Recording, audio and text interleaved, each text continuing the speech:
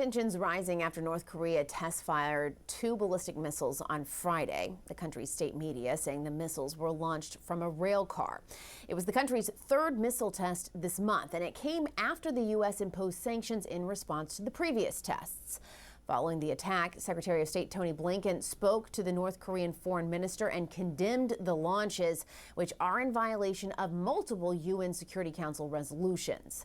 Washington Post columnist Josh Rogin warning in a new piece, quote, "We can't neglect North Korea for another year."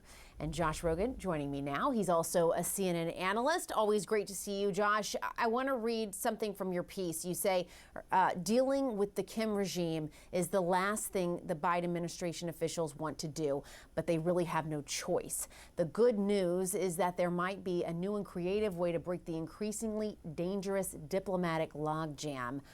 What is that way? How do they do this, in your opinion?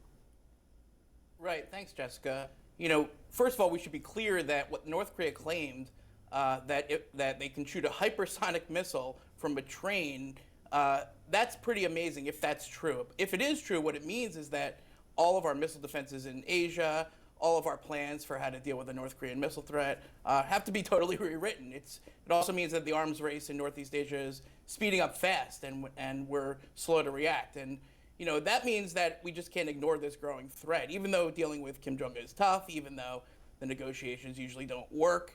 But what I said in the Washington Post is very simple, is that there's one thing that's different right now, that's COVID. And Kim Jong-un is evil, but he's rational, and he wants vaccines just like every other leader in the world. And he won't even take the bad vaccines. He won't take the Chinese vaccines. He's worried about their efficacy. So why not think outside the box a little? That's my pitch to the Biden people. Why not give them all the vaccines, see if they'll take it? And here's the cool part, even if they don't come out of their diplomatic shell, they need vaccines anyway, because North Korea is a huge unvaccinated population, which is a petri dish for new variants. And Omicron should have taught us that if we leave these poor countries with no vaccines, it'll eventually come around to bite us. Yeah, so interesting. It always comes back to COVID these days, doesn't it? And I heard you at the beginning of your answer there talking about if this is true, if they did shoot this off of a rail car. We know that North Korea and state media obviously overstate, lie, don't tell the truth. Do you think it's potentially that this could have happened? Is there even a potential for that?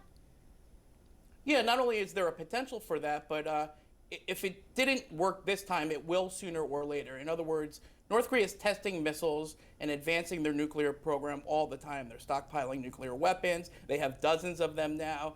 And that's why they're doing this. They're getting better and better. And that's why getting them into a negotiation, even though it's kind of like politically risky and can be crazy for the negotiators, is the only really rational and sensible thing to do, because the more we ignore them, eventually they're going to get a pile of nukes that they can put on top of weapons that can hit us if they don't have them already. And then what are we going to do?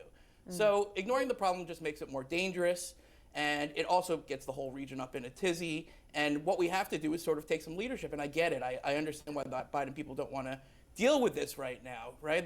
They're dealing with a possible war in Europe and a pandemic and all of the other stuff that's on their plate.